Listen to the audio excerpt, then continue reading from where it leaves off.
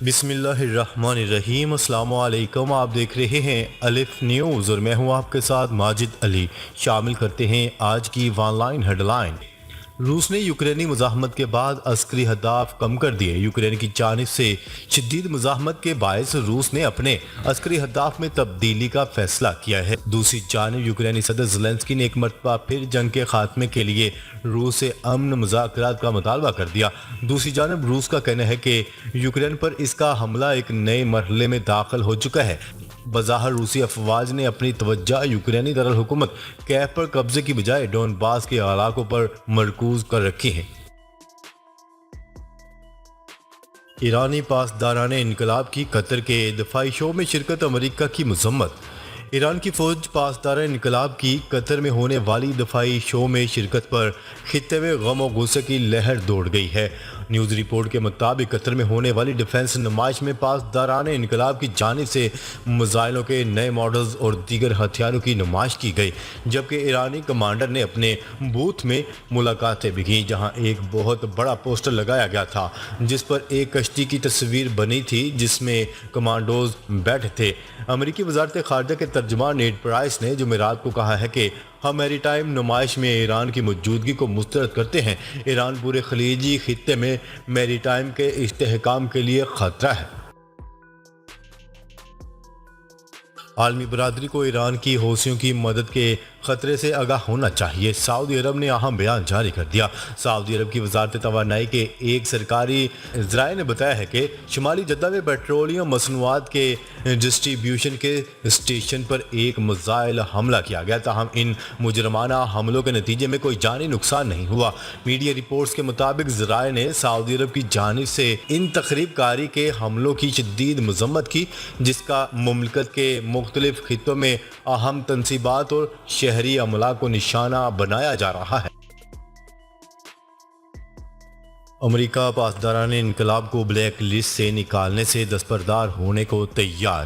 امریکہ کے ایٹمی مذاکرات سے واقف ایک عہدیدار کا کہنا ہے کہ وائٹ ہاؤس کی ایران کے ساتھ معاہدے کے سیاسی مفادات کے بارے میں تیزی سے تشویش بڑھتی جا رہی ہے، خاص طور پر پاسداران انقلاب کے سلسلے میں، اور اسے دہشت گردی کی فہرستوں سے ہٹانے کے بارے میں رائے تبدیل ہونا شروع ہو گئی ہے۔ میڈیا رپورٹس کے مطابق ایک سینئر امریکی سینٹ ڈپارٹمنٹ کے اہلکار نے بتایا ہے کہ ایرانی حکام نے خطے میں کشیدگی کم کرنے سے انکار نہیں کیا۔ پاسداران انقلاب کو دہشت گردی کی فہرست سے نکالنے کے لیے امریکہ کی ایک بنیادی شرط ہے۔ امریکی ذرائع نے براہ راست ایک اور اسرائیلی اہلکار کو بتایا ہے کہ امریکہ نے پاسداران انقلاب کو بلیک لسٹ سے نکالنے کا فیصلہ واپس لینے پر غور شروع کر دیا ہے۔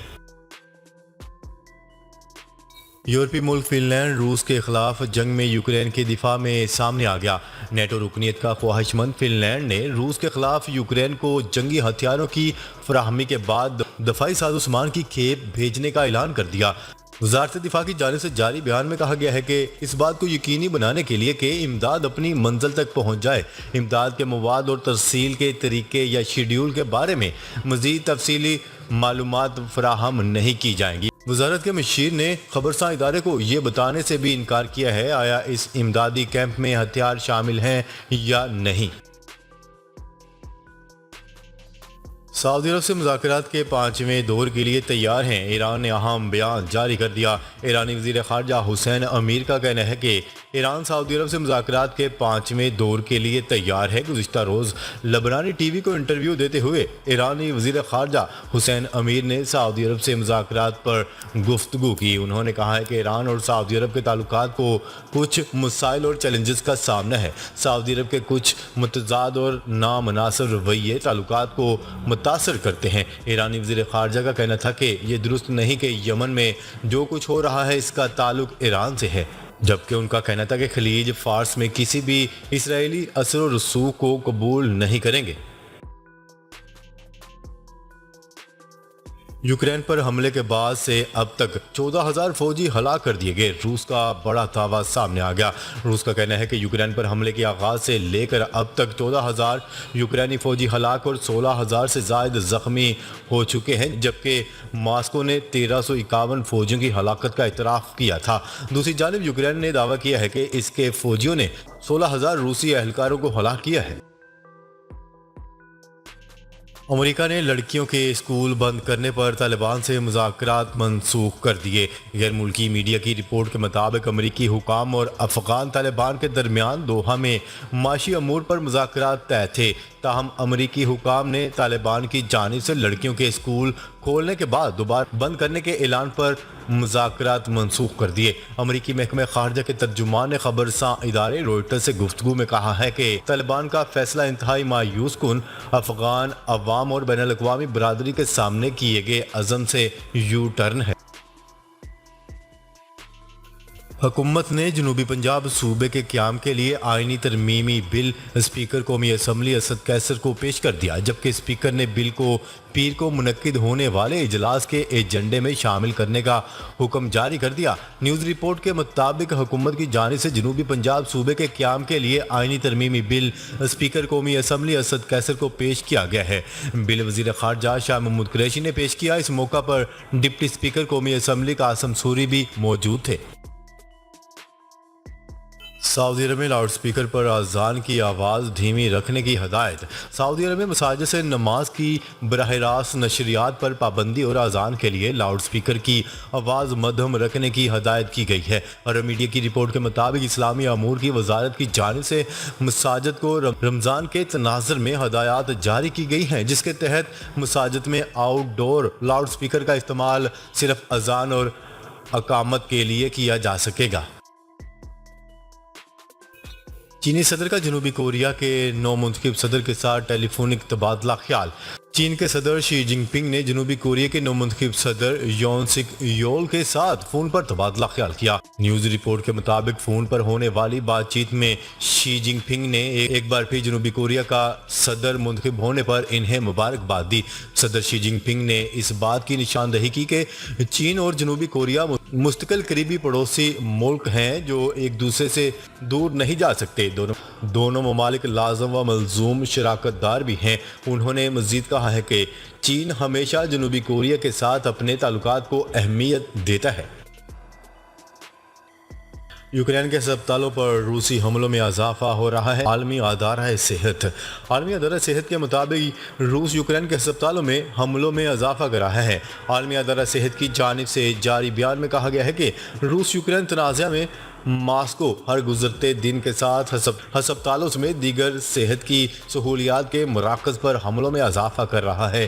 عالمی ادارہ صحت کے مطابق روس کی جانب سے اب تک صرف ہسپتالوں، ایمبولینسز اور ڈاکٹرز پر 70 سے زائد حملے کیے جا چکے ہیں۔ اسلام آباد میں جلسوں اور مارچ کے پیش نظر سیکیورٹی بڑھا دی گئی، کنٹینرز میں بھی اضافہ کر دیا گیا۔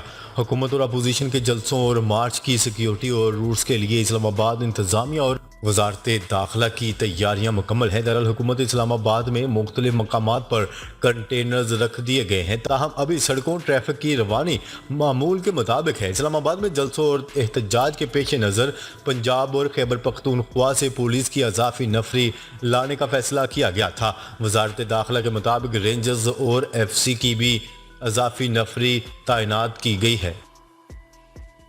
اسلام آباد میں امن و امان کی صورتحال خراب ہو سکتی ہے، رپورٹ سامنے آ گئی۔ اسلام آباد میں جلسوں سے متعلق ایڈوکیٹ جنرل نے رپورٹ میں کہا ہے کہ اسلام آباد میں امن و امان کی صورتحال انتہائی خراب ہو سکتی ہے۔ سپریم کورٹ میں تحریک عدم اعتماد سے پہلے سیاسی جماعتوں کے جلسے روکنے سے متعلق کیس کی سماعت ہوئی۔ سپریم کورٹ میں ایڈوکیٹ جنرل اسلام آباد نے رپورٹ جمع کروا دی۔ رپورٹ میں کہا گیا ہے کہ جے یو آئی نے سری نگر ہائی وے بلاک نہ کرنے کی یقین دہانی کروائی تھی، لیکن یقین دہانی کے باوجود جے یو آئی نے سری نگر ہائی وے اور سروس روڈ بند کر دیا ہے۔ تحریک عدم اعتماد پر ووٹنگ 3 یا 4 اپریل کو ہوگی۔ وزیر خارجہ وزارت داخلہ کا اہم بیان سامنے آ گیا۔ وزیر داخلہ شیخ رشید احمد کا کہنا ہے کہ وزیر اعظم عمران خان کے خلاف تحریک عدم اعتماد پر ووٹنگ 3 یا 4 اپریل کو ہوگی۔ اسلام آباد کی فضا عمران خان کے حق میں بدل چکی ہے۔ وزیر اعظم اور کابینہ کی منظوری سے فوج بھی طلب کی جا سکتی ہے۔ دھرنا دینے والوں کو دھر لیا جائے گا۔ ناظرین، اب تک کے لیے اتنا ہی۔ مزید خبریں لے کر بہت جلد آپ کی خدمت میں حاضر ہوں گے۔ تب تک کے لیے اپنا خیال رکھیے گا۔ اللہ نگہبان۔